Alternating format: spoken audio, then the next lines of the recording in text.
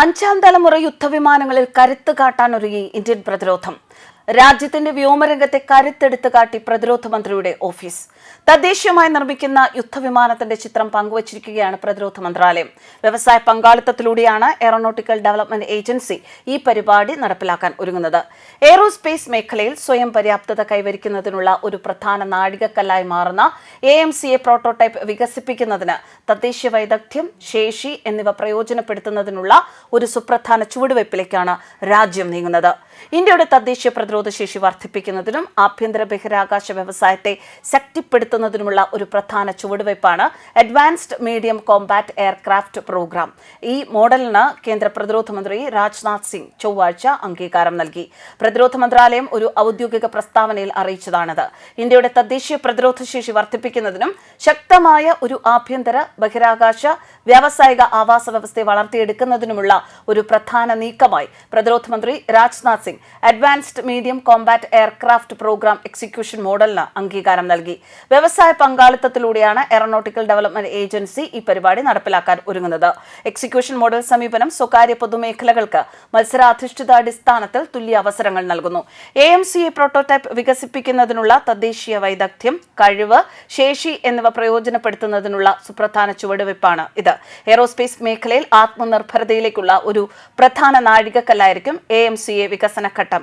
AMCA വികസനഘട്ടത്തിനായി ADA ഉടൻ തന്നെ ഒരു താൽപര്യ പ്രകടനം പുറപ്പെടുവിക്കുമെന്നും പ്രസ്താവനയിൽ പറഞ്ഞു.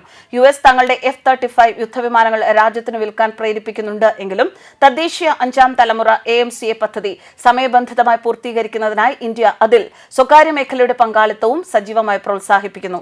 പദ്ധതിയിൽ സ്വകാര്യ മേഖലയുടെ പങ്കാളിത്തം വർദ്ധിപ്പിക്കുന്നതിനുള്ള വഴികൾ പര്യവേക്ഷണം ചെയ്യുന്നതിനായി പ്രതിരോധ സെക്രട്ടറി രാജേഷ് കുമാർ സിംഗിന്റെ നേതൃത്വത്തിൽ ഇന്ത്യൻ വ്യോമസേനയിലെയും ഹിന്ദുസ്ഥാൻ എയറോനോട്ടിക്സ് ലിമിറ്റഡിലെയും അംഗങ്ങളുള്ള ഒരു പ്രതിരോധ മന്ത്രാലയ സമിതി രൂപീകരിച്ചു. HAL-ഉം സ്വകാര്യ സ്ഥാപനങ്ങളും തമ്മിലുള്ള സംയുക്ത സംരംഭങ്ങൾ അല്ലെങ്കിൽ ഡിസൈൻ, വികസന ഘട്ടങ്ങളിൽ സ്വകാര്യ കമ്പനികളെ പങ്കാളികളാക്കൽ എന്നിവ ഉൾപ്പെടെ ഒന്നിലധികം മാതൃകകൾ കമ്മിറ്റി പരിഗണിക്കുന്നുണ്ട്. എയ്റോസ്പേസ് നിർമ്മാണത്തിൽ HAL-ന്റെ വിപുലമായ പരിചയം കണക്കിലെടുക്കുമ്പോൾ അതിന്റെ പങ്കാളിത്ത പദ്ധതിയിൽ കേന്ദ്ര ബിന്ദുവായി തുടരുന്നു. നിലവിൽ HAL യുദ്ധവിമാനങ്ങൾക്കുള്ള ജോലിയുടെ ഗണ്യമായ ഭാഗം L&T, ഗോദ്രേജ്, ആസാദ് എഞ്ചിനീയറിംഗ് തുടങ്ങിയ സ്വകാര്യ കമ്പനികൾക്ക് ഔട്ട്സോഴ്സ് ചെയ്യുന്നുണ്ട്. സ്വകാര്യ കമ്പനികളിൽ ടാറ്റ ഗ്രൂപ്പിന് വിമാന സംയോജനത്തിൽ പരിചയമുണ്ട്. ഇന്ത്യയിൽ C-295 ട്രാൻസ്പോർട്ട് വിമാനങ്ങൾ കൂട്ടിച്ചേർക്കുന്നതിൽ എയർബസുമായി ചേർന്ന് പ്രവർത്തിക്കുന്നു. ഫെബ്രുവരി 10 മുതൽ 14 വരെ ബംഗളൂരുവിൽ നടന്ന എയ്റോ ഇന്ത്യ 2025 ഇന്ത്യൻ വ്യോമസേനയ്ക്കായി ADA രൂപകൽപ്പന ചെയ്ത AMCA-യുടെ ഒരു പൂർണ്ണതോതിലുള്ള മോഡലും പ്രദർശിപ്പിച്ചിരുന്നു. 25 ടൺ ഭാരമുള്ള ഈ വിമാനത്തിൽ ആർട്ടിഫിഷ്യൽ ഇന്റലിജൻസ് സാങ്കേതിക വിദ്യകൾ മെച്ചപ്പെടുത്തിയ ആളുള്ളതും ആളില്ലാത്തതുമായ ടീമിംഗ് കഴിവുകൾ ഉണ്ടായിരിക്കും. Multi sensor data fusion, pilot തീരുമാന പിന്തുണ സംവിധാനം, ഒരു ഓട്ടോമാറ്റിക് ടാർഗറ്റ് ഐഡന്റിഫിക്കേഷൻ സിസ്റ്റം, മോശം ദൃശ്യപരത, ഈ സാഹചര്യങ്ങളിൽ നാവിഗേഷനായി ഒരു സംയോജിത ദർശന സംവിധാനം എന്നിവ AI-യിൽ പ്രവർത്തിക്കുന്ന ഇലക്ട്രോണിക് പൈലറ്റിൽ ഉൾപ്പെടുന്നുണ്ട്.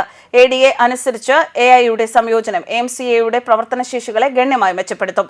ഇത് ആഗോളതലത്തിൽ ഏറ്റവും നൂതനമായ അഞ്ചാം തലമുറ യുദ്ധവിമാനങ്ങളിൽ ഒന്നായി ഇതിനെ മാറ്റും. News desk കർമാനസ്.